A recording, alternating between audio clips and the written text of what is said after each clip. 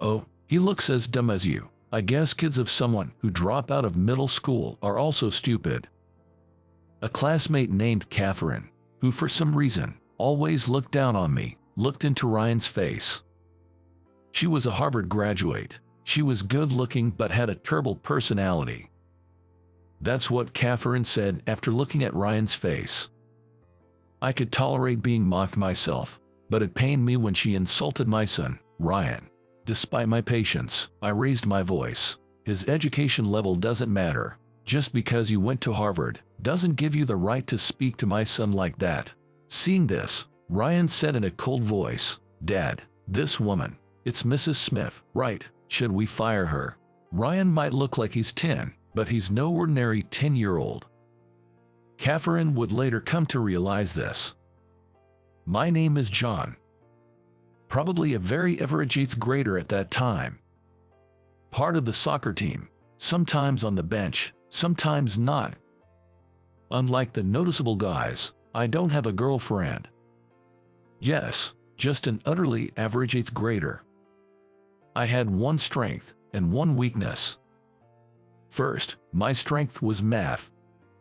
I wasn't good at all subjects, but for some reason, math just clicked for me. I solved problems without much struggle, even if it was an advanced problem I saw for the first time. I was the only one in my grade who could solve some tough problems, and I've been holding the top rank in math since admission. I especially loved binary numbers. It felt romantic to count in a system other than base 10. It felt like a game and was very fun. On the other hand, my weakness, or rather the person I couldn't stand, was a beautiful classmate named Catherine Smith from elementary school. For some reason, Catherine treated everyone else normally, but she was cold to me. We used to play together in early elementary school and even visited each other's houses, but around our school trip in elementary school, she suddenly became distant and would only speak ill of me. "John, don't slack off during cleaning. Come on, take out the trash." It wasn't just me who was slacking off, but Catherine would say this and toss the trash can at me. "John, don't just stand there, put out the flame. You're so useless." Anyone could turn off the burner during our science experiments, but Catherine would always complain to me. Moreover, she'd say things like, "I can't touch that alcohol lamp now that John has touched it," as if I was something dirty. I wanted to retort, but Catherine was bold, beautiful, and one of the top-ranking girls in our class hierarchy. I could never talk back and just took her remarks. I always thought that one day I'd prove her wrong, but the only thing I had over Catherine was math. However, she was decent at math and was top of the class in overall grades. Throughout middle school, Catherine kept targeting me. And as fate would have it, we ended up going to the same high school. So my high school life started with the same strength and weakness. Then, during my sophomore year of high school, my life took a 180-degree turn. My father, who was the backbone of our family, passed away. He loved fishing in rivers. One morning while going fishing, he drove the wrong way on a mountain road and plunged off a cliff, taking his car with him. And he never came back. Our family, which had been living a modest yet peaceful life, was shattered. I can never forget my mother's face when she received the call from the local police. I'll never forget the pale face of my father when we rushed to the hospital. After my father passed away, my mother, who had always been a stay-at-home mom, decided to work as a temp, but she couldn't keep a job for long because the sudden loss of my father often made her ill. Just when I thought she'd been working for a while, she'd end up bedridden. She'd get better and start working again, but within about 3 months, she'd fall again. I thought I couldn't put her through that anymore. I decided to give up on college. I'd even drop out of high school and start working right away. I wanted to bring my mom back to being a stay-at-home mom. I made up my mind the 3rd time she fell ill. Catherine, who always criticized me, confronted me when I decided to quit high school. "What are you thinking? Are you out of your mind?" Without a high school diploma, you won't stand a chance in society. You have just one more year of high school. Don't quit now. Only a fool would drop out. Catherine strongly disapproved of my decision, but there was no changing my mind. I handed in my resignation that week and left high school by the weekend. After quitting, I first took a part-time job at a local convenience store. I'd never worked before since my high school didn't allow part-time jobs, so every day was a new experience for me. It was tiring, but I had committed to supporting our livelihood, and there was no turning back.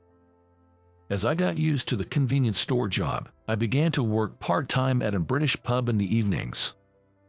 My mother, seeing the occasional burns I came home with, would cry, worried about my erratic lifestyle.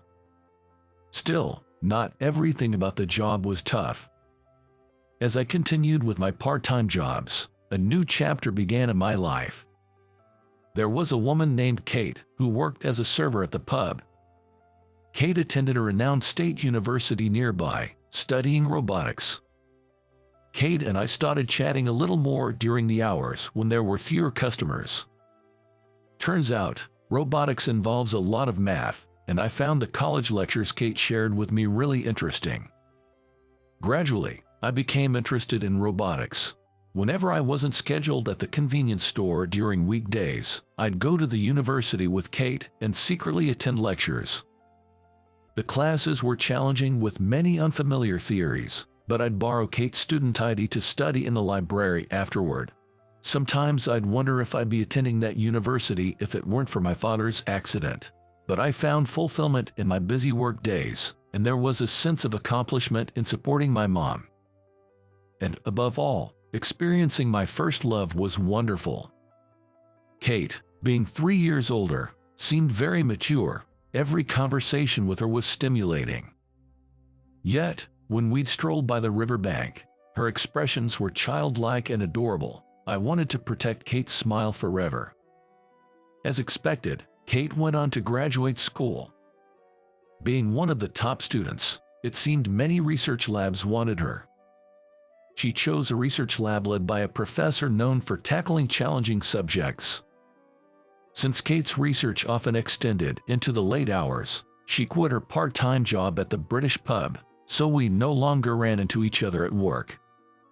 But every evening, once I was done with my own job, I'd visit Kate's apartment, cherishing the few moments we could spend together. Kate's apartment looked like that of a stereotypical science student. Aside from essential furniture and household items, there were piles of specialized books everywhere. By this time, I couldn't comprehend the complexity of the books Kate was reading, but she'd occasionally simplify her research for me. "You know, John, after working a few years, you can always choose to go to college," she said. I thought I had given up on the idea of going to college, but it was Kate who showed me such an option. Turns out, not everyone entering college is a fresh high school graduate around 18 or 19. Many adults do it, too. Those who've worked after high school and then felt the urge to study more also enroll. But Kate, I didn't even graduate from high school. When I mentioned that, Kate told me about the GED system. Apparently, even for someone like me who hasn't graduated from high school, if you pass the GED test, you are considered to have a high school level education and can then apply for college. Right now, I don't have the money for college tuition, and I'm maxed out just supporting my mom and me, but a new dream was born in me, to save up money and go to college someday. My dates with Kate were mostly in her apartment or on the university campus, but they were always a lot of fun. The university's cafeteria was affordable and tasty. Plus, considering the appetites of college students, they had plenty of large portion options, which was great. Kate loved the parfaits from the cafeteria. Every time I bought her one and brought it to our table, she'd be so delighted. I'd often think that if I could earn more, I could treat her parfaits at fancy cafes instead of the cafeteria. But the joy she found in those school cafeteria parfaits made me cherish her even more. Kate would always tell me, if you want to earn more, you can't just work more hours. There's a limit to how many hours a person can work. Instead, improve your skills. If you can earn more per hour, you make more even if you work the same hours. You should focus on learning. I had a tendency to pick up more shifts whenever I saw something Kate might want, but her words made me hold back and consistently work on improving my current skills. I learned to use software I couldn't before, and even got a culinary license. Though it cost money to study, and sometimes felt like a financial setback, once I got that culinary license, the manager at the pub I worked at praised me and raised my hourly wage. As a result, I was able to buy Kate the necklace she had been eyeing for Christmas. And with my improved computer skills, I got a job as a computer class instructor through a friend's recommendation.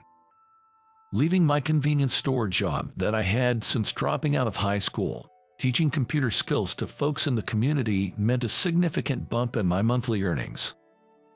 Around this time, my mom, feeling healthier, started working part-time, reducing the financial burden on our household. Little by little, I started saving money. With savings in hand, I began to think about marrying Kate. And when Kate graduated from grad school in the spring, we joyfully tied the knot. Our life together, as she started her job as a researcher after her postgraduate studies, was incredibly happy. We rented a small place, but whichever of us got home first would make dinner, and we'd eat together every evening. Even the moments just lying together, I felt so happy being aware of Kate's presence beside me.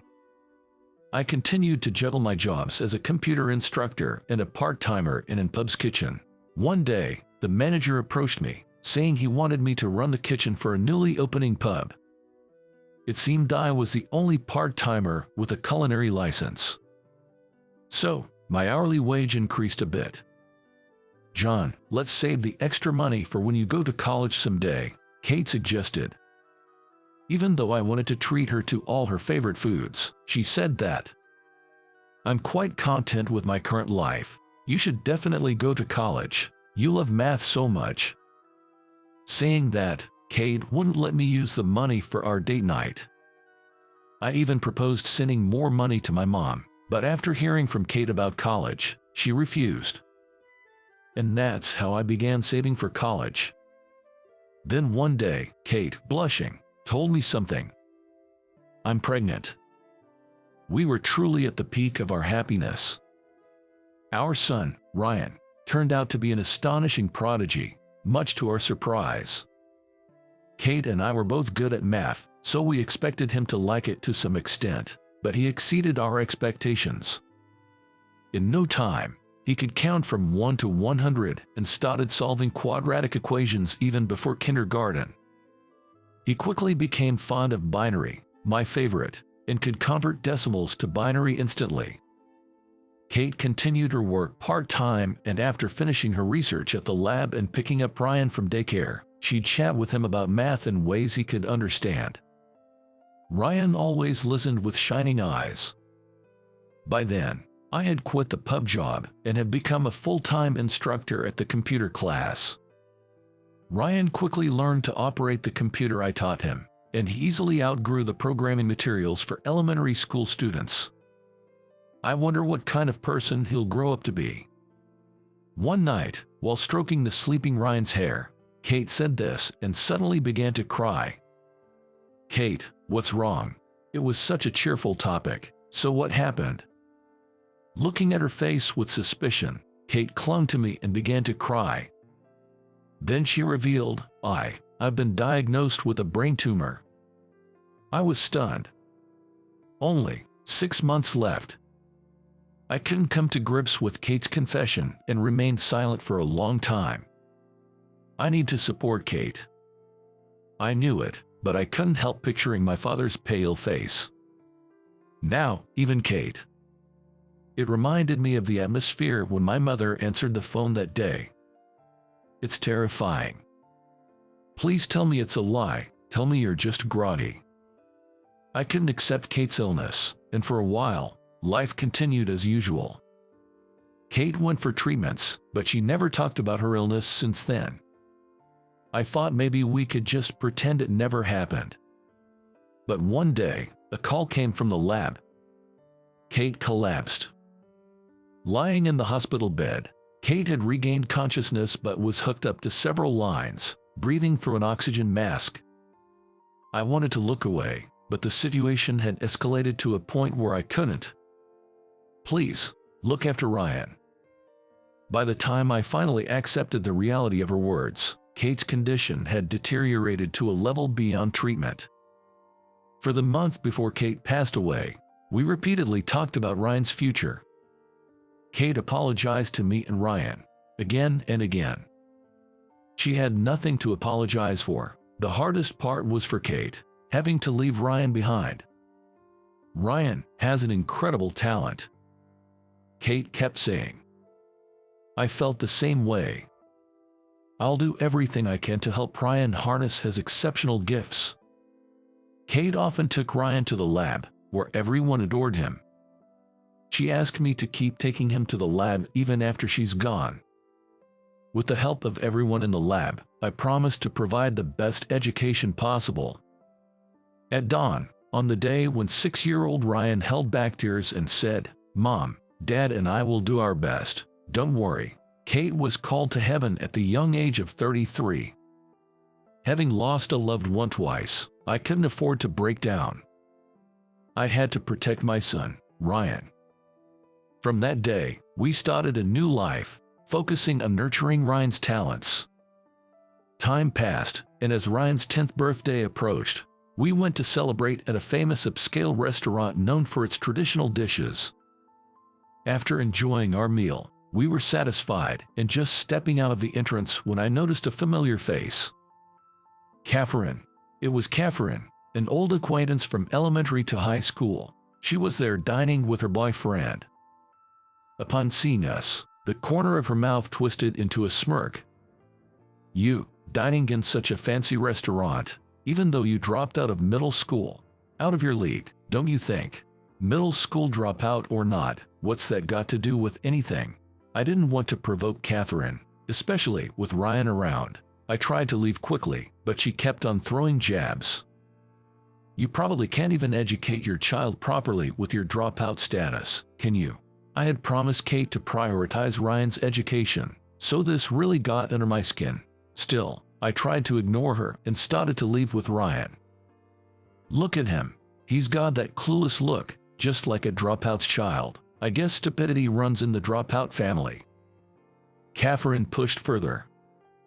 Although I could handle insults thrown at me, when she insulted Ryan, I lost it and snapped back. "My educational background has nothing to do with this. Just because you went to Harvard doesn't give you the right to talk that way about my son."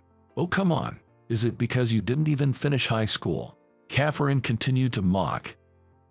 Ryan suddenly said in a cold voice, "Dad, this woman, it's Miss Smith, right? Should we fire her?" "What are you talking about, Ryan?" Attempting to reprimand him, Ryan continued, "She's a business associate of my company. She might not know me, but I've seen her. She's from the security firm we've outsourced to, so at the very least, I can have her removed from the current project. Right, Miss Smith?" "Ryan, there's no need to retaliate, no matter how much one is mocked." That being said, I might have snapped back a bit earlier. I tried to silence Ryan's harsh words. "What? How can a kid like this be associated with my company? There's no way you can fire me. Talk in your dreams." Clearly shaken by being addressed by Ryan, Catherine snapped back and disappeared into the restaurant with her partner. "Ryan, you shouldn't talk about firing someone like that," I advised him, but Ryan still looked discontent. Ryan can be a bit sharp-tongued at times. Well, being acknowledged as a member in Kate's lab, researching robotics as an elementary schooler, and even doing system development, I can see why he might have become a bit assertive and outspoken. But kindness and relationships are the foundation for all.